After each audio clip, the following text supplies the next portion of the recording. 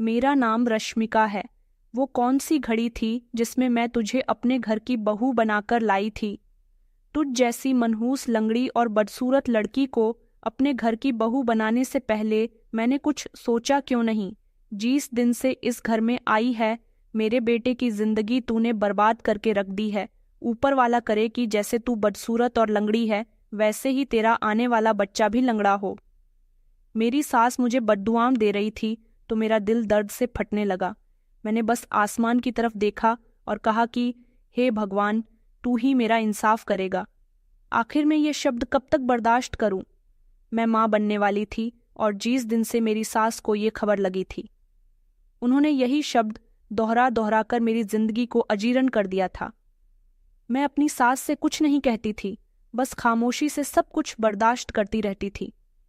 दिन इसी तरह से गुजरने लगे कि अचानक मेरी वही सास मेरे पास आई और मेरे कदमों में गिरकर माफी मांगने लगी। अपनी सास को अपनी आंखों के सामने इस तरह तड़पते हुए देखकर मैंने उन्हें गले से लगा लिया और पूछा कि आखिर क्या हुआ है? तो अचानक उन्होंने अपना पैर मेरे आगे किया और टांग से अपना कपड़ा उठाकर मुझे जब अपनी पूरी टांग दिखाई तो मेरी एक जोरदार चीख निकल गई थी। बचपन से ही लोग मुझे तरस भरी नजरों से देखते थे। मैं बचपन से ही लंगड़ी नहीं थी, लेकिन मैं बहुत काली, मोटी और भद्दी से दिखने वाली लड़की थी। मैं खुद को आम लड़कियों से कम नहीं समझती थी। मेरी माँ हमेशा कहती थी कि बेटा, लोग क्या कहते हैं ये ज़रूरी नहीं है, लेकिन ऊपर वाला तुम्हारे दिल को देखता है। मैंने हमेशा अपनी माँ की इस बात को याद रखा था। मेरे साथ हमेशा गलत होता रहा था। मुझे याद है जब मैं छोटी थी, जब पहली बार पापा के मर जाने के बाद मैंने अपनी माँ को रोते हुए देखा था, क्योंकि जब मेरे पापा जिंदा थे तो कभी भी उन्होंने माँ की आंखों में आंसू नहीं आने दिए थे। मेरे पापा हम लोगों को खुशीद न रखते थे कि उनके होते हुए कभी न तो हमसे किसी ने कुछ कहा था और ना ही हमें किसी चीज़ की कमी महसूस हुई थी। लेकिन मेरे पापा दिल के मरीज थे। दिल का दौरा पड़ने से एक दिन उनकी आंखें ऐसे बंद हुईं कि कभी दोबारा खुल ही ना सकी। बस फिर पापा के मरने के बाद हमारी जिंदगी में परेशानियां आनी शुरू हो गईं। उस दिन जब पहली बार मैंने अपनी माँ को रोते हुए देखा तो मेरा दिल बहुत दुखा था। मैं बार बार पापा से कह रही थी कि उठ जाओ, आपको आपकी बेटी की कसम, लेकिन पापा तो फिर भी नहीं उठ रहे थे। हम लोग ज़्यादा अमीर नहीं थे, लेकिन मेरे पापा बड़ी मेहनत से हमारी सारी ख्वाहिशें पूरी किया करते थे, मगर उनके जाने के बाद हमारे दिन खराब होते चले गए। मुझ में जितनी भी कमी थी वो मुझे बचपन में तो पता न चल सकी, लेकिन जब मैं बड़ी होती गई धीरे धीरे मेरी कमियों में बढ़ोतरी होती गई।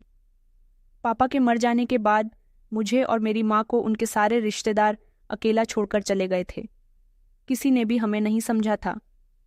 बस फिर उसके बाद हम दोनों माँ बेटे की कड़ी परीक्षा शुरू हो गई थी। मेरी माँ ने मजबूरी में आकर प्लास्टिक बनाने वाली एक फैक्ट्री में काम करना शुरू कर दिया था ताकि उन्हें कुछ पैसे मिल सके। वहाँ पर कुछ औरतें भी काम किया करती थीं। माँ मुझे भी अपने साथ लेकर जाना चाहती थी, लेकिन जब मेरी माँ ने फैक्ट्री का माहौल देखा कि वहाँ पर मेरी माँ पर ही कुछ लोग नज़र रखते हैं, इसलिए उन्होंने मुझे वहाँ लेकर जाने का इरादा तर्क कर दिया। मैं पढ़ना चाहती थी, लेकिन घर के हालात ऐसे थे कि हमारे लिए 2 वक्त की रोटी भी बहुत मुश्किल हो रही थी। मगर फिर भी मेरी माँ ने मेहनत करके जैसे तैसे मुझे शिक्षा हासिल करवाई, मुझे स्कूल भेजा।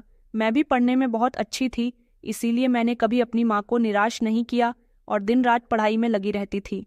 घर के कामकाज भी करती थी, अपनी माँ के लिए खाना भी बनाया करती थी ताकि थकी हारी मेरी माँ काम से वापस आए तो उन्हें भरपेट खाना मिल जाए। लेकिन मैंने देखा था कि गुजरते हुए समय के साथ हमेशा मेरी माँ परेशान रहती थी। जैसे जैसे समय गुजरता गया और मैं जवान हो गई थी, मेरा इंटर कंप्लीट हो चुका था। मैं कॉलेज में एडमिशन लेना चाहती थी। माँ ने कहा था कि बेटा, मैं तुम्हारी ख्वाहिश ज़रूर पूरी करूँगी।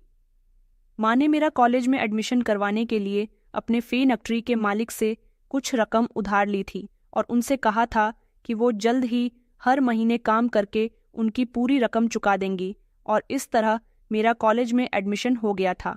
मेरी माँ ने सारी ज़िंदगी बड़ी मेहनत की थी। मैंने देखा था कि माँ मुझे हमेशा परेशान नज़र आती थी, क्योंकि मोहल्ले की औरतें बार बार उनसे कहती थीं, ये तुम्हारी बेटी जवान हो गई है, मगर हमें उस पर बड़ा अफसोस होता है। वो कभी किसी के घर की बहू नहीं बन सकेगी, क्योंकि आज के ज़माने में लड़की का पढ़ा लिखा होना ज़रूरी नहीं, सुंदर होना बहुत ज़रूरी है। एक सुंदर लड़की को हर कोई अपने घर की बहू बनाने के लिए तैयार रहता है। मेरी माँ ये बात सुनकर बहुत उदास हो जाती थी और वो सोचती थी कि लोगों की कहीं बात कहीं सच ना हो जाए। मोहल्ले के लोग मेरी माँ को बहुत परेशान किया करते थे, हमेशा उनसे मेरे ही बारे में बातें करते रहते थे। मेरी माँ कई बार तो उनको जवाब दे चुकी थी कि मेरी बेटी शक्ल की अच्छी नहीं तो क्या हुआ, मगर उसका मन बहुत अच्छा है। लेकिन मोहल्ले की औरतें मुंह बनाकर चल दिया करती थीं, मगर अपनी हरकतों से बाज नहीं आती थीं। कभी कभी मैं भी सोचती थी कि मैं उनको जवाब दूं, मगर मैं अपनी माँ की तरफ देखती जो हमेशा खामोश रहती थी। मैंने भी खामोशी को चुन लिया क्योंकि मैं जानती थी कि मेरी जीत का असली जवाब वक्त देगा। उसी दिन मैंने अपनी माँ को एक और आजमाइश से गुजरते हुए देखा।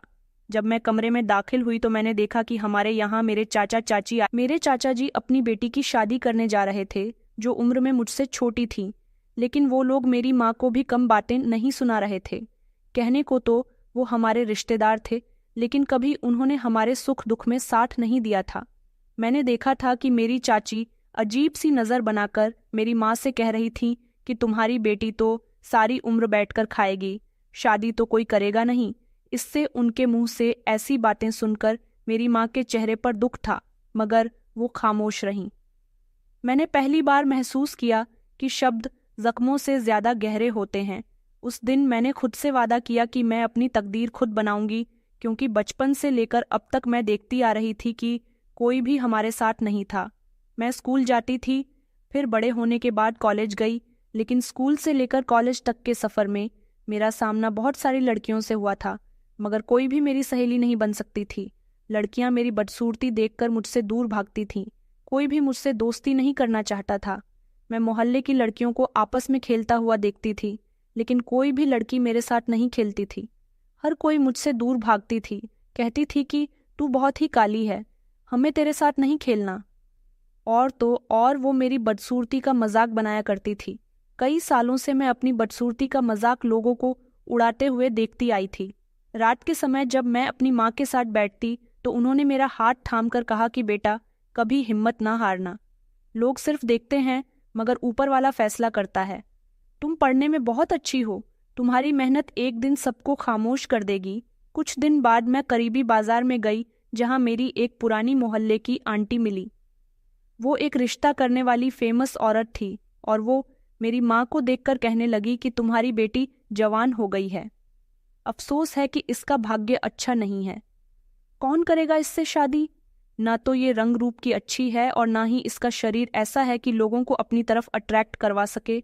इसका मोटापा इसकी बदसूरती को और बढ़ा देता है। मेरी माँ ने उनसे कह रखा था कि मेरी बेटी के लिए भी कोई रिश्ता बताना, इसलिए वो इस तरह की बातें कर रही थी।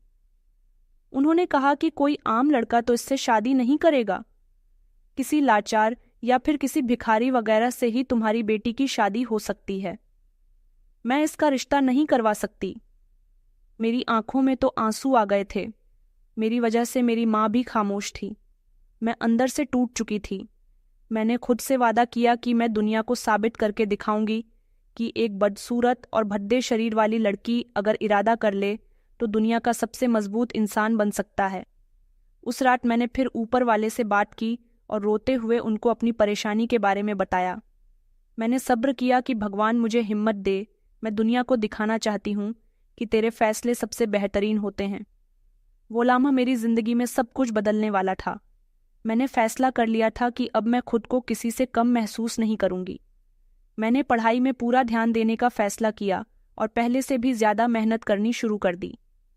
मैंने हर मौका हासिल करना चाहा जहां मैं खुद को मजबूत कर सकूं। यह मेरी परीक्षा थी और मैंने खुद से वादा कर लिया था कि मैं अब कभी हार नहीं मानूंगी। मैं जानती थी कि मेरा सब्र और मेहनत एक दिन मेरा फ्यूचर बदल देगी, और वो दिन बहुत करीब था।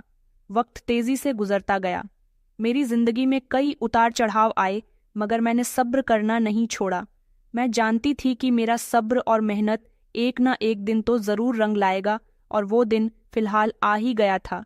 मैंने अपनी एजुकेशन पूरी कर ली और एक बड़ी कंपनी में मुझे नौकरी मिल गई। ये लम्हा मेरे लिए किसी सपने की तरह था। वही लड़की जिसे उसकी बदस्तूर की वजह से बचपन से कमज़ोर समझा गया था, जिस पर हमेशा नेगेटिव कमेंट्स किए गए, आज एक काबिल और मेहनती लड़की बन चुकी थी, जब मुझे पहली सैलरी मिली तो मेरी खुशी का कोई ठिकाना नहीं था। मैं सीधा घर पहुंची और माँ के हाथ में अपनी पहली सैलरी रख दी। माँ, ये मेरी पहली सैलरी है, उसी मेहनत का नतीजा जिसमें आपने मेरा बराबर से साथ दिया। अब आपको नौकरी करने की कोई ज़रूरत नहीं है। अब आपकी बेटी कमाया करेगी और आप घर बैठकर आराम करोगी। वैसे भी कई सालों से मेरी माँ नौकरी करते करते थक चुकी थी। अब उनकी बेटी इस काबिल हो गई थी कि उन्हें आराम दे सकती है। मेरी सैलरी अपने हाथों में रखते हुए मेरी माँ की आंखें नम हो गईं। उन्होंने रोते हुए कहा कि बेटा, तुमने मेरा सर गर्व से ऊंचा कर दिया। ये वो शब्द है जो मेरे दिल को भा रहे थे। मुझे लगा कि जैसे मेरी सारी मेहनत रंग ले आई है। मैंने अपनी माँ की चेहरे पर सुकून देखा था, मगर ये खुशी सबके लिए खुशी की वजह नहीं थी। आसपास के लोगों को जब ये बात पता चली कि मेरी अच्छी कंपनी में नौकरी लग गई है और मैं अच्छा कमाने लग गई हूँ, तो सारे ही लोग जलकर राख हो गए थे। सबको लगता था कि अब मैं कमाने वाली हो गई हूँ, इसलिए मेरे घर के हालात अब बेहतर हो जाएंगे, और ये सच था।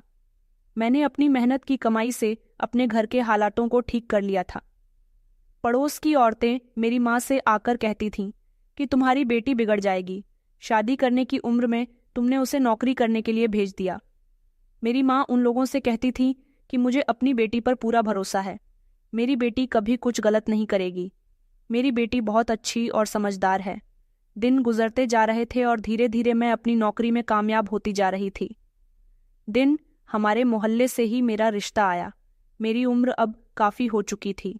ये रिश्ता मेरे लिए नहीं आया था, बल्कि मेरी नौकरी देखकर आया था, क्योंकि लोगों को उम्मीद नहीं थी कि मैं अपनी मेहनत की कमाई से अपनी ज़िंदगी को काफ़ी हद तक बेहतर कर सकती हूँ। मैंने अपने घर में अच्छा और नया फर्नीचर मंगवा लिया। माँ के लिए एक नौकरानी रख दी थी, क्योंकि वो ज़्यादा काम नहीं कर सकती थी, और फिर हम दो ही तो लोग थे और एक दूसरे का सहारा थे। मेरी माँ की जिंदगी सुकून और आराम से गुजर रही थी। लोगों ने देखा कि भले ही मेरी शक्ल और सूरत अच्छी नहीं है, लेकिन मैं नौकरी कर रही हूँ, अच्छा कमा रही हूँ। मैंने घर को भी बेहतर कर लिया है, इसलिए ये रिश्ता खुद चलकर हमारे घर आया था। वो हमारे पीछे वाले मोहल्ले का रिश्ता था, और जो औरत अपने बेटे का रिश्ता मेरे लिए लेकर आई थी, उसका बेटा दिखने में काफ़ी सुंदर था और वो जिस जगह नौकरी करता था वह उसकी सलारियत ज़्यादा नहीं थी। वो उस औरत का इकलौता बेटा था। वो अच्छे खाते पीते लोग थे। मेरी माँ के लिए इससे बड़ी खुशकिस्मती की बात और क्या हो सकती थी कि उनकी बेटी का रिश्ता खुद चलकर घर आया है, जिसने कभी इस बात की उम्मीद ही उठाकर रख दी थी कि उनकी बेटी की शादी किसी अच्छे परिवार में हो सकती है। क्योंकि लोग हमेशा मेरी माँ को यही ताने दिया करते थे कि तुम्हारी मोटी और काली लड़की की शादी कभी भी अच्छे घर में नहीं होगी, या फिर इसकी तो कभी शादी ही नहीं होगी, क्योंकि कोई भी उसे पसंद नहीं करता। लेकिन अब सब लोग हैरान रह गए थे कि मेरे लिए इतने अच्छे परिवार का और इतने अच्छे लड़के का रिश्ता आया था। मेरी माँ ने तो खुशी खुशी इस रिश्ते को एक्सेप्ट कर लिया था, क्योंकि रिश्ते से इनकार करने की कोई वजह ही नहीं थी। मैं भी खुश थी। मुझे तो विश्वास ही नहीं हो रहा था कि मेरी भी शादी होगी। मैंने तो उम्मीद ही उठाकर रख दी थी कि कभी मेरी शादी हो सकती है, और लोगों की बातें सुनकर मैं समझ भी गई थी कि अगर मेरी शादी नहीं हुई तो मैं अपनी माँ का सहारा तो बनूंगी, मैं अपनी माँ के साथ रहूंगी। लेकिन कभी कभी ये ख्याल आता कि कहीं मेरी माँ भी मुझे अकेला छोड़कर न चली जाए, तो फिर मैं किसके सहारे अपनी जिंदगी गुजारूंगी। लेकिन अब मुझे खुशी हो रही थी कि मेरी शादी होने जा रही है। मेरी माँ ने कहा था कि बेटा देखो, तुम्हें तुम्हारे सब्र का नतीजा मिल गया। ऊपर वाले ने तुम्हारे लिए खुद हमारे घर रिश्ता भेजा है। तुम खुशी खुशी अपनी ससुराल जाओ और वह हमेशा खुश रहना। मेरी माँ की प्रार्थना और उनका आशीर्वाद हमेशा मेरे साथ रहता था, और फिर फाइनली मेरी शादी का दिन भी आ गया था। जिस दिन मेरी शादी थी, मुझे दुल्हन बनाया गया। मैंने देखा था कि मेरी शादी वाले दिन भी कुछ लोग मेरा मजाक बना रहे थे। मैं दुल्हन बनकर ज़्यादा अच्छी नहीं लग रही थी।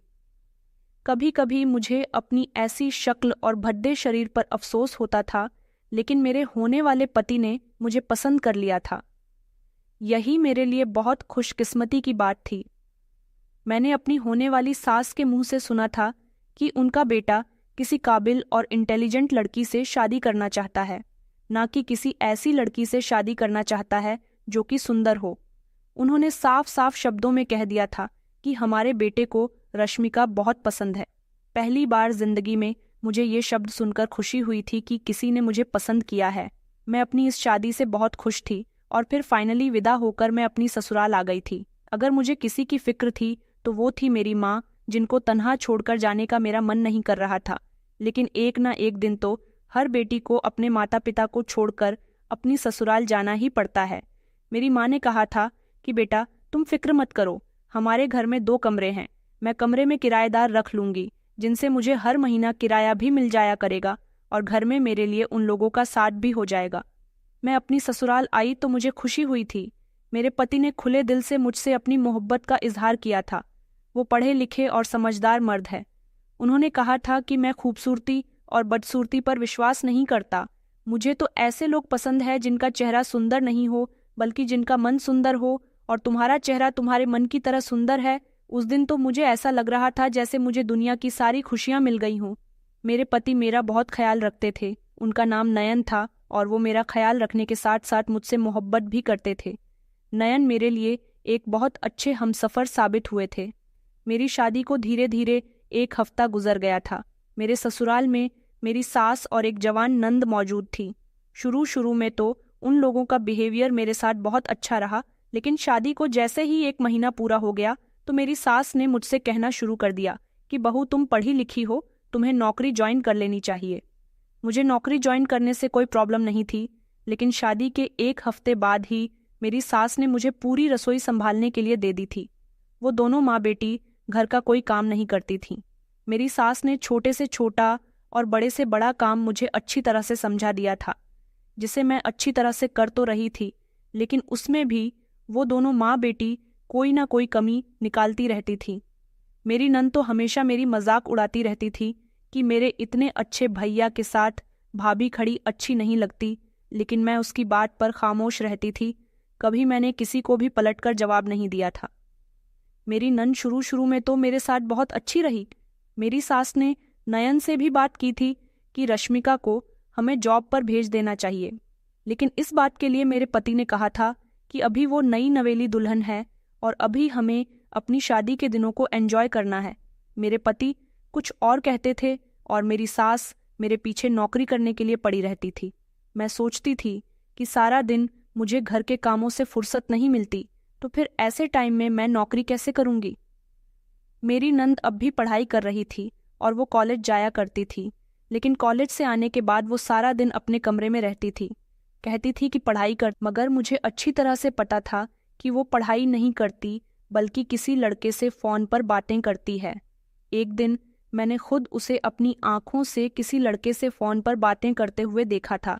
मैंने सोचा कि ये तो बिल्कुल भी ठीक नहीं है, इसलिए एक दिन मैंने उसे रंगे हाथों पकड़ लिया और कहा कि बताओ तुम किससे फ़ोन पर बातें करती हो। वो घबरा गई और बुरी तरह से डर गई थी। उसने मुझसे कहा था कि भाभी इस बारे में किसी को कुछ मत बताना प्लीज़। मैंने उसे भरोसा दिलाया था कि मैं किसी से कुछ नहीं कहूँगी, लेकिन उसे एडवाइस दी थी कि वो कोई गलत कदम न उठाए। अगर वो किसी को पसंद करती है तो अपने घर वालों को बता दे, ताकि कोई गलत कदम उठाने से पहले उसकी शादी इज्जत के साथ उसके साथ हो जाए। लेकिन मुझे नहीं पता था कि ये काम करके मैंने कितनी बड़ी गलती की है। मेरी नंद नीता ने मुझसे इस बात का बहुत बड़ा बदला लिया था। 2-3 दिन के बाद उसने मुझसे कहा कि भाभी मैं अपनी एक सहेली से मिलने के लिए जा रही हूँ, आप भी मेरे साथ चलो ना।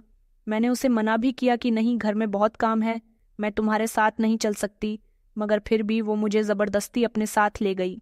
वो मुझे काफ़ी दूर जाने के बाद एक छोटे से घर में ले गई थी। जैसे ही हम उस घर के अंदर दाखिल हुए, वहाँ पर कोई भी नहीं था। नीता ने कहा कि भाभी आप यहाँ बैठो, मैं अपनी दोस्त को बुलाकर लाती हूँ। बाहर हॉल में रखे सोफे पर उसने मुझे बैठने के लिए कहा। मैं उस पर बैठ गई थी और वो खुद कमरे के अंदर चली गई। मैं बाहर बैठी हुई थी तो अचानक मुझे आवाज़ आई कि कमरे के अंदर नीता किसी लड़के से बात कर रही थी। वो उसी समय लड़के के साथ बाहर आ गई और उसने घर के दरवाजे का गेट बंद कर दिया। मैं तो घबराहट के मारे उठकर खड़ी हो गई थी। जैसे ही उस लड़के की नज़र मुझ पर गई तो वो ज़ोर ज़ोर से हंसने लगा और कहने लगा कि नीता तुम ये किसको ले आई हो, ये तुम्हारी भाभी है, तुम्हारे भाई की तो किस्मत ही फूट गई यार। इस पर नीता भी मुंह पर हाथ रखकर हंसने लगी और कहने लगी, अरे आकाश ऐसे मजाक मत बनाओ, ये मेरी भाभी है और तुम जानते हो ना कि मैं इन्हें यहाँ किस लिए लेकर आई हूँ? अब जल्दी से तुम अपना काम करो और हमें घर भेज दो। मैं बाहर जा रही हूँ, तुम्हारा वेट करती हूँ। मेरी भाभी को खुश कर देना। जैसे ही मैंने ये बात सुनी तो मेरे पैरों तले से जमीन निकल गई। मैंने नीता से कहा, नीता की तुम क्या कह रही हो, और ये लड़का कौन है? मैं जोर जोर से चिल्लाने लगी थी। तभी नीता मेरे करीब आई। उसने मेरे बाल पकड़ लिए और कहने लगी कि चिल्लाने की जरूरत नहीं है, ये मेरा दोस्त आकाश है। इसे लड़कियों की खूबसूरती का मजा चखने का बड़ा ही शौक है। मैंने सोचा कि क्यों ना कभी किसी की बदसूरती का नज़ारा भी इसे दिखा दिया जाए। और तुमसे ज्यादा बदसूरत तो शायद इस दुनिया में कोई ही नहीं है। मैंने कहा, ये तुम क्या कह रही हो? नीता उसके कहे हुए शब्द सुनकर मेरी आंखों में आंसू आ गए थे। नीता कहने लगी कि मुझे पता है कि तुम बहुत चालाक हो। तुमने मुझे मेरे बॉयफ्रेंड से बात करते हुए पकड़ लिया और मुझे तुम पर भरोसा नहीं है। तुम किसी भी दिन मेरे भाई से मेरी शिकायत लगा सकती हो, इसलिए मैं तुम्हें यह समझाने के लिए लेकर आई हूं कि मेरे साथ किसी तरह की कोई होशियारी मत करना, कभी मेरे खिलाफ जानने की कोशिश मत करना। उसने मेरा बाजू पकड़ा और मुझे धकेल कर उस लड़के आकाश के ऊपर गिरा दिया। मैं जोर से चिल्ला पड़ी थी। उसने मुझे पकड़ा और वो जोर जोर से हंसने लगा। उसने नीता को बाहर जाने का इशारा किया। वो मेरे साथ जबरदस्ती करने की कोशिश कर रहा था और नीता दरवाजे तक पहुंच रही थी। मैं समझ गई थी कि मेरे साथ अब क्या होने वाला है। मैंने जल्दी से जोरदार धक्का उस लड़के को दिया। वो टेबल पर जा गिरा था। नीता जो बाहर का दरवाजा बंद करने ही वाली थी, इतनी ही देर में मैंने जोर से दरवाजा खोला और वो भी गिरने वाली थी, मगर उसने खुद को संभाल लिया। मैं वहां से भागने में कामयाब रही। भागकर उल्टी सीधी घर की तरफ जाने की कोशिश कर रही थी, लेकिन भागकर जब मैं रोड तक आई तो अचानक एक बड़ी सी गाड़ी के सामने आ गई। मैं जैसे ही जमीन पर गिरी तो वो गाड़ी मेरी टांगों को रौंदते हुए चली गई थी। मेरी जोरदार चीख निकली और मेरी आंखों के सामने अंधेरा आने लगा था। वहां पर भीड़ इकट्ठी होने लगी। कुछ लोग कह रहे थे कि अरे हटो, रास्ता छोड़ो, और कुछ लोग कह रहे थे कि बेचारी लड़की को काफी चोट आई है। ये सारी आवाज मुझे आसपास से आ रही थी और फिर देखते ही देखते मेरी आंखें बंद हो गईं। मुझे नहीं पता था कि मुझे कब होश आया था, लेकिन जब मुझे होश आया तो मैं अस्पताल के बिस्तर पर मौजूद थी। मैंने चारों तरफ नजर दौड़ाकर देखा तो मैं खाली कमरे में लेटी हुई थी। मैं अपने शरीर को हिलाने की कोशिश कर रही थी, लेकिन मेरा शरीर किसी तरह की कोई हरकत नहीं कर पा रहा था। शायद मुझ पर बहुत तकलीफ थी। कुछ समय के बाद वहां पर नर्स आई और उसने मेरे पति को बुलाया। उनके साथ साथ मेरी माँ भी आई थी। नयन ने जब मुझे देखा तो बेचैनी से कहने लगे कि तुम कैसी हो रश्मिका, और तुम कहाँ गई थी? तुम्हारे साथ ये सब कुछ कैसे हुआ? लेकिन मैं उन्हें क्या बताती? फिर मुझे याद आया कि ये सब तो उनकी बहन ने किया था। ये बात मैं उनको कैसे बताऊं? ये सब कुछ नीता ने मुझे डराने धमकाने के लिए किया था, ताकि मैं आगे किसी के सामने उसकी सच्चाई ना बता सकूं। मैंने तो फैसला कर लिया था कि मैं उसके बारे में किसी को कुछ नहीं बताऊंगा। लेकिन ये जो कुछ हुआ था, इससे मुझे ये पता चल गया था कि हमें किसी पर भरोसा नहीं करना चाहिए, और अगर किसी को अपनी तरफ से भरोसा दिलाना है तो उसकी दलील पेश करनी जरूरी है, क्योंकि हर कोई आपके शब्दों पर विश्वास नहीं करता। कुछ लोगों को दलील की भी जरूरत होती है। मैंने अपने पति को कुछ नहीं बताया। मैं खामोश रही, बिस्तर पर पड़ी रोती। मेरी माँ भी अस्पताल में मुझसे मिलने के लिए आई थी और हर किसी की जुबान पर यही शब्द थे कि ये सब कुछ कैसे हुआ। मैंने किसी को कुछ नहीं बताया था, मगर मुझे जो पता चला उसने मुझे पूरी तरह से झंझोड़ कर रख दिया था। मुझे पता चला कि इस एक्सीडेंट में मेरी एक टांग पूरी तरह से डीनमेज हो चुकी थी, जिसकी वजह से मैं लंगड़ी हो गई। मैं एक टांग से चल नहीं सकूंगी। ये बात जब मुझे पता चली तो मैं और ज्यादा अपनी किस्मत पर रोने लगी और ऊपर वाले से यही शिकायत करने लगी कि पहले ही क्या मेरे अंदर कम कमियां थीं, जो एक और कमी मेरे अंदर डालकर लोगों को बातें बनाने का मौका दे दिया। मुझे सबसे ज्यादा भरोसा अपने पति पर था, जो मुझे ऐसे हाल में भी बहुत सपोर्ट कर रहा था और मुझसे बहुत मोहब्बत करता था। मुझे डिस्चार्ज करवाकर घर ले आया गया था। फिर मुझे पता चला कि मेरे अंदर जो नई कमी आ गई है, उसकी वजह से अब सबने मुझे दोष देना शुरू कर दिया। मेरी सांस जो हमेशा मेरे साथ नॉर्मल हुआ करती थी, उनका मूड खराब हो गया था। घर के अंदर दाखिल होते ही उन्होंने कहा था कि बेटा, एक तो तुम वैसे ही बड़ी अजीब सी हो, लेकिन अब तो तुम लंगड़ी भी हो चुकी हो। माफ करना, मैंने नहीं सोचा था कि मेरे बेटे की किस्मत इतनी बुरी निकलेगी जिसके भाग्य में ऐसी लड़की आ जाएगी। मेरे पति ने उस समय अपनी माँ को खामोश करवा दिया था, लेकिन मेरी सास के शब्द मेरे दिल को चीर कर रख गए थे। नीता के चेहरे पर कोई डर नहीं था। वो अभी भी मुझे धमका रही थी, कह रही थी कि मेरे बारे में किसी को कुछ भी बताने की कोशिश की तो अच्छा नहीं होगा। तुम लाचार अपनी गलती की वजह से हुई हो। अगर मेरे दोस्त को खुश कर देती तो शायद तुम्हारे साथ ऐसा ना होता। और वैसे भी अब तो तुम किसी के सामने मुंह खोलने के लायक भी नहीं रही हो। अगर तुम किसी को बताओगी कि तुम्हारी ऐसी हालत की जिम्मेदार मैं हूं तो तुम्हारी बात पर कोई यकीन नहीं करेगा, क्योंकि तुम्हारे पास इस बात का कोई सबूत ही नहीं है। नीता बिल्कुल ठीक कह रही थी। मैंने अपने दिल पर पत्थर रख लिया। बस मैं रोती रहती और अपने ऊपर वाले से शिकवा करती रहती थी कि आखिर मेरी जिंदगी में अभी और कितनी कठिनाइयां आनी बाकी है। मेरा पति हर रोज अपनी नौकरी पर जाया करता था और रात को मेरे साथ एक अच्छा समय गुजारा करता था। मैं अपनी टांगों से लाचार हो गई थी और अपने ससुराल वालों के लिए बोझ बन गई थी। मेरी नंद तो मुझे हर तरह से परेशान करने में कोई कसर नहीं छोड़ती थी, लेकिन अब सास ने भी मुझे बहुत परेशान करना शुरू कर दिया था। वो छोटी छोटी बात पर मुझे ताना मारा करती थी कि तू लंगड़ी है, तूने मेरी बेटी की जिंदगी में आकर उसकी जिंदगी बर्बाद कर दी है। तुझ जैसी लड़की को मैं इसलिए अपने घर की बहू बनाकर लाई थी ताकि तू नौकरी करे और मेरा बेटा आराम से बैठकर खाए, मगर तू तो लंगड़ी होकर बैठ गई है। अब तू क्या नौकरी करेगी? मगर मैं अपने इतने अच्छे और पढ़े लिखे बेटे की जिंदगी तेरे साथ बर्बाद होने नहीं दूंगी। मैं तुझे इस घर से और अपने बेटे की जिंदगी से जल्द ही निकाल दूंगी। मैं अपनी सास के सामने हाथ जोड़कर रोया करती थी और कहती थी कि कभी भी ऐसा वैसा कुछ मत करना। मैं तो नौकरी करना चाहती थी, लेकिन मेरी किस्मत में ऐसा हो गया तो मैं क्या करूं? मगर मजाल है कि मेरी सांस पर कभी भी मेरे आंसू का कोई असर हुआ हो। मैं ऊपर वाले से कहती थी कि हे भगवान, तूने मुझे ऐसा क्यों बनाया? अगर ऐसा बनाना ही था तो फिर मुझे सब्र भी दे। बस प्रार्थना करने के अलावा मेरे पास कोई दूसरा रास्ता नहीं था। लंगड़ी लंगड़ी कहकर मेरी सास थकती नहीं थी और मेरी नंद सारा दिन मेरी मजाक बनाया करती थी। मेरे पति के सामने तो वो लोग कभी कुछ नहीं कहती थीं, लेकिन पति के पीछे मेरी जिंदगी उन्होंने नर्क बना दी थी। मुझसे अपनी एक टांग खराब होने की वजह से घर का कोई काम नहीं होता था, लेकिन जबरदस्ती वो लोग मुझे घर के सारे काम करवाती थी और कहती थी कि तुझ जैसी लंगड़ी और बदसूरत लड़की को अपने घर की बहू बना लिया है, यही तेरे लिए बहुत है। अब हम तुझे यहाँ मुफ्त की रोटियां तोड़ने तो नहीं दे सकते। मैं कीचड़ कीचड़ कर घर के सारे काम करती थी। मेरी सास ने मेरी माँ का भी घर आना जाना बंद करवा दिया था। उनका कहना था कि अपनी बेटी से यहाँ मिलने के लिए कभी मत आना, और अगर अपनी बेटी की इतनी ही ज़रूरत है तो तुम उसे अपने साथ लेकर जा सकती हो। मेरी माँ भी जान गई थी कि उनकी बेटी कितने बड़े नरक में फंस गई है, क्योंकि उनको उम्मीद नहीं थी कि उनकी बेटी के लाचार हो जाने के बाद उसके साथ यह बहुत बुरा सलूक होने वाला है। एक बार मैंने अपनी सास को बता दिया था कि ये सब कुछ आपकी बेटी की वजह से हुआ है। मैं लंगली सिर्फ आपकी बेटी की वजह से हुई हूँ। ये बात सुनकर मेरी सास ने मेरे मुंह पर थप्पड़ मारा था और मेरा सर दीवार में देखकर मार दिया था। उनका कहना था कि अपनी लाचारी का इल्जाम मेरी बेटी पर लगा रही है। मैं अपनी बेटी के बारे में एक शब्द भी नहीं सुनूंगी।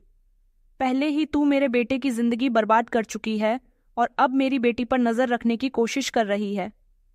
इतना ही नहीं, ये लोग दिन रात मुझे ताने दिया करती थी और मारती पीटती रहती थी। कुछ दिनों के बाद भी मुझे खबर मिली कि मैं अपने पति के बच्चे की मां बनने वाली हूं। ये खबर सुनकर जहां मेरे पति खुश थे, वहीं मेरी नंद और सास का मुंह लटक गया था।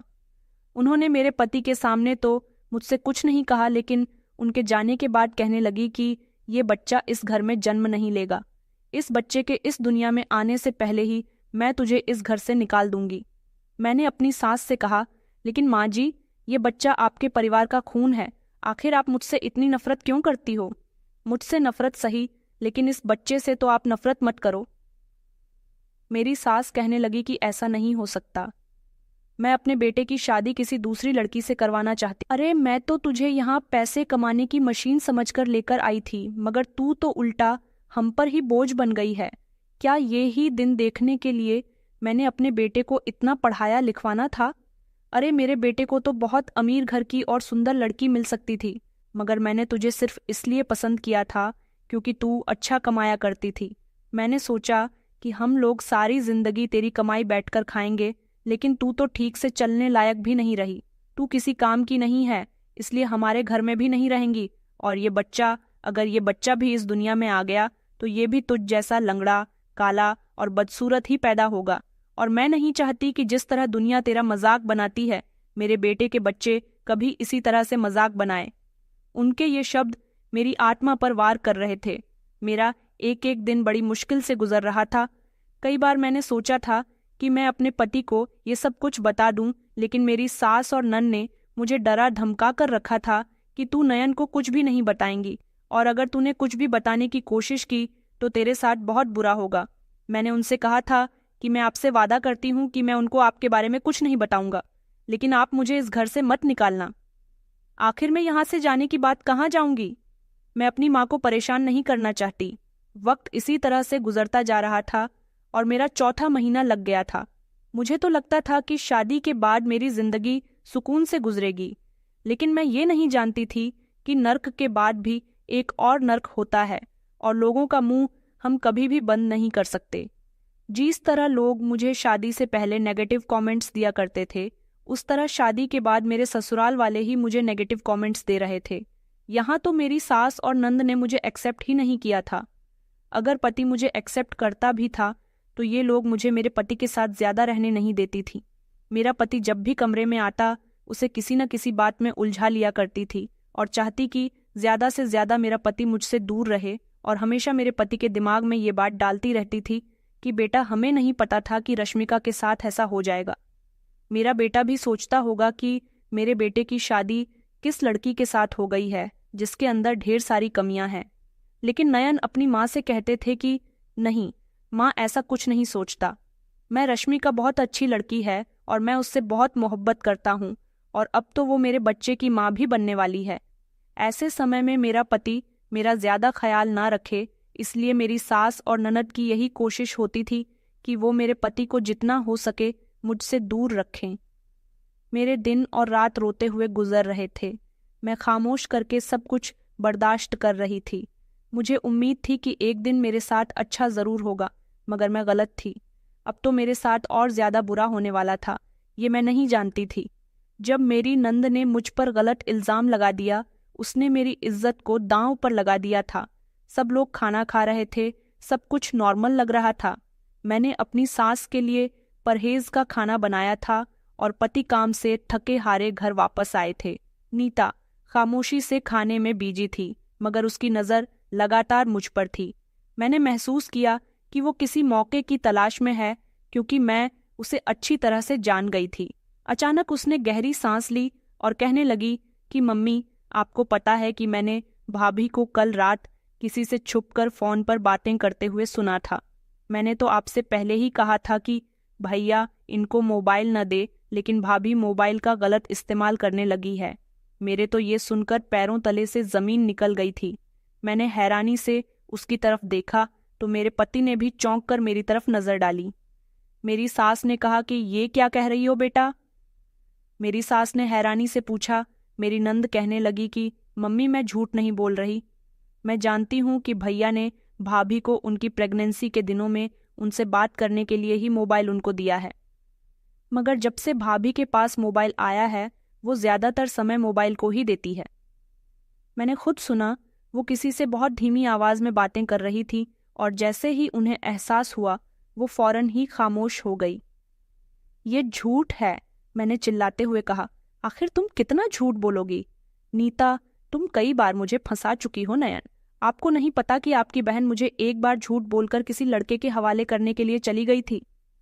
मैंने अपने पति की तरफ देखकर कहा तो मेरी सास फिर चिल्ला उठी और कहने लगी कि बेटा, बस अब मेरी बर्दाश्त हद से बढ़ चुकी है।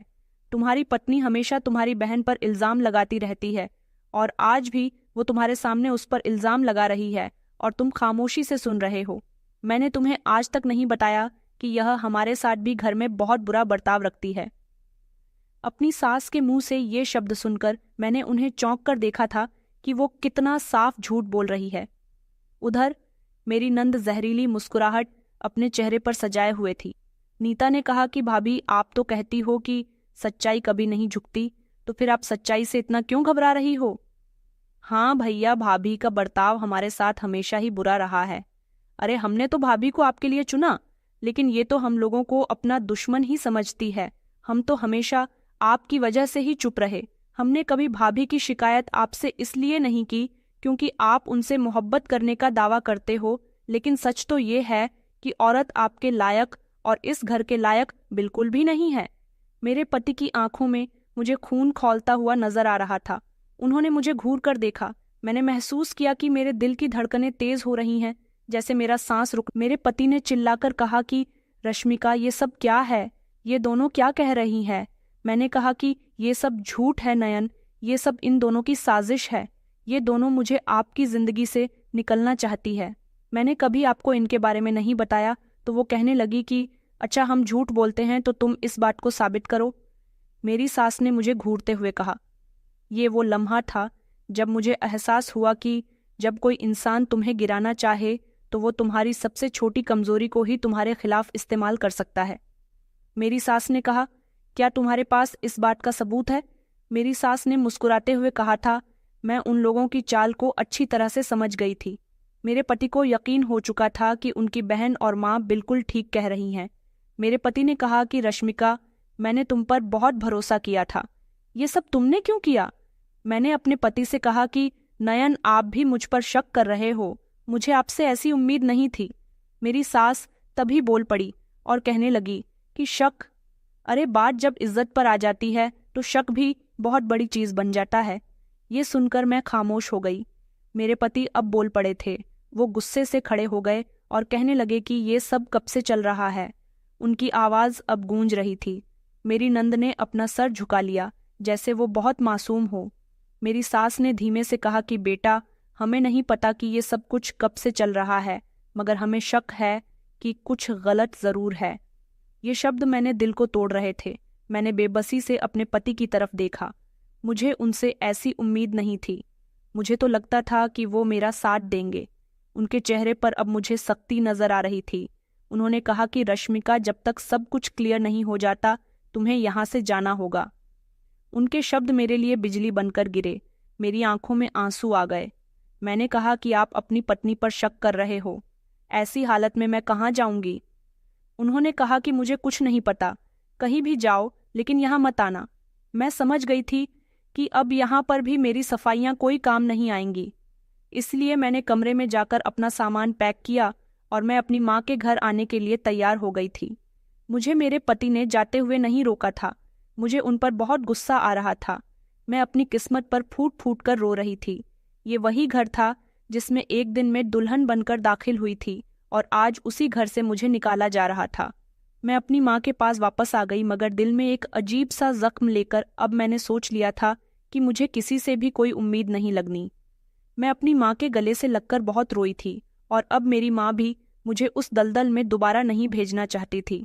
उन्होंने कहा था कि बेटी, जो भी हालात होंगे, जैसे भी होंगे, मैं तुम्हारा ख्याल रखूंगी और तुम्हें अपने सीने से लगाकर रखूंगी। अब मैं अपनी माँ के साथ रहने लगी थी, मगर मुझे सबसे ज्यादा पर्व अपने बच्चे की थी। किराएदारों से जो किराया आता था उनसे हम दोनों माँ बेटी अपना गुजारा कर लिया करते थे, लेकिन मुझे अपने होने वाले बच्चे की फिक्र थी। मैं दिन रात ऊपर वाले से प्रार्थना करती थी कि जिस तरह से मैंने अपने पिता के बिना बहुत बुरा समय देखा है, उस तरह का समय मेरा बच्चा तो ना देखे। और मैं तो लाचार हूँ। मेरी माँ ने तो नौकरी करके मेरी परवरिश की, लेकिन मैं अपने बच्चे की परवरिश कैसे करूँगी? मैं तो लाचार हो चुकी हूँ। बस यही सोच सोच कर मैं रोती रहती थी। लेकिन एक दिन मेरी प्रार्थना रंग ले आई थी। ऊपर वाले ने मेरी सारी प्रार्थनाओं का नतीजा मुझे दिखा दिया था। कुछ दिन बाद मेरे पति रात के समय घर वापस आए थे, जब उन्होंने अपनी माँ और बहन को आपस में बातें करते हुए सुन लिया था। मेरी सास और मेरी ननद आपस में बातें कर रही थीं। मेरी ननद कह रही थी कि माँ, हमने भाभी को हमेशा हमेशा के लिए इस घर से निकाल दिया। आखिर ये सब करने के लिए हमने कितनी मेहनत की और कितनी सारी चली, बल्कि मेरी वजह से तो वो बेचारी लंगड़ी भी हो गई। ये कहकर वो जोर जोर से हंस रही थी जब मेरी नंद की आवाज़ पूरे घर में गूंज रही थी और मेरी सास ने कहा कि हाँ, मैं भी यही चाहती थी कि मेरा बेटा खुद उसे अपनी जिंदगी से निकाल दे और अब वो कभी इस घर में वापस ना आए। जल्द ही मैं अपने बेटे के दिल में उसके खिलाफ और ज्यादा जहर भर दूंगी और फिर वो उसे डिवोर्स दे देगा। ये सुनकर मेरे पति का खून खौल उठा था। वो धीमे धीमे चलते हुए अपनी माँ और बहन के पास गए और उसने उन दोनों की बातें सुन ली। उनको डांटना शुरू कर दिया कि ये सब कुछ आपने किया है, ये देखकर कि उनका बेटा उनकी सारी बातें सुन चुका है। उन दोनों माँ बेटी का चेहरा फक पड़ गया था। उन्होंने फौरन बहाने बनाने शुरू कर दिए थे, मगर वो जान चुका था कि उसकी पत्नी बेगुनाह थी और उनकी माँ बहन ने सिर्फ अपनी जिद में ये सब कुछ किया था और उनकी माँ भी मुझे पसंद नहीं करती थी। मेरे पति ने अपनी माँ और बहन को बहुत डांटा था और फिर वो फौरन ही मुझे लेने के लिए आ गए थे। उन्होंने मुझसे आकर माफ़ी मांगी और सब कुछ बताया। मेरा आखिरी महीना चल रहा था और मेरे बच्चे को भी अपने पिता की ज़रूरत थी। मेरी ज़िंदगी जैसे मेरे बच्चे की ज़िंदगी न हो जाए, इसलिए मैंने अपने पति को माफ़ कर दिया। उन्होंने कहा कि मैंने तुम पर शक करके बहुत बड़ी गलती की। उनकी आंखों में मुझे पछतावा साफ नजर आ रहा था। मैंने उन्हें गौर से देखा और फिर सर झुका लिया। मेरे पति मुझे हमारे घर वापस लेकर नहीं गए, बल्कि उन्होंने अपनी माँ और बहन से अलग रहने का फैसला कर लिया था। कुछ दिन उनकी माँ और बहन हमसे अलग रहीं, लेकिन अपने बेटे की नाराज़गी ने मेरी सांस को तोड़कर रख दिया था। मेरे पति उनके पास भी जाते थे, उनको पैसे भी दिया करते थे, लेकिन उनके साथ नहीं रहते थे। उन्होंने मेरे लिए एक किराए का घर लिया था जिसमें मैं और मेरे पति रहते थे। मैंने बेटी को जन्म दिया था और मेरी बेटी अपने पिता की तरह बहुत सुंदर थी, जो मुझ पर बिल्कुल भी नहीं गई थी। लेकिन एक दिन मेरी सास सीढ़ियों से उतर रही थी जब वो बहुत बुरी तरह से गिरी और उनकी एक टांग टूट गई थी। वो अपनी किस्मत पर रोने लगी थी। उन्हें समझ आ गया था कि मुझे बार बार लंगड़ी कहने का उनको ये नतीजा मिला और मेरी नंद वो जिस लड़की से मोहब्बत करती थी, उसे अकेले में मिलने के लिए जाती थी, उसने उसका गलत फायदा उठाया। इस तरह से मेरी नंद की इज्जत पर भी दाग लग गया था और उसने उसे ठुकरा दिया था। मेरी नंद और मेरी सास को अपने किए की सजा मिल गई थी। वो दोनों रोती बिलखती मेरे घर आई और मेरे पैरों में गिरकर मुझसे माफ़ी मांगने लगी। मेरी सास ने जब मुझे अपनी टांग दिखाई तो मेरे पैरों तले से ज़मीन निकल गई थी और फिर मैंने ऊपर वाले का शुक्रिया अदा किया कि तू दुनिया में ही लोगों को उनके किए की सज़ा दे देता है। मैंने उन दोनों को माफ़ कर दिया क्योंकि उनको उनके किए की सज़ा मिल चुकी थी। तो दोस्तों, कहानी कैसी लगी कमेंट में ज़रूर बताएं। वीडियो अच्छी लगी तो इसे लाइक करें और हमारे चैनल को सब्सक्राइब करना ना भूलें।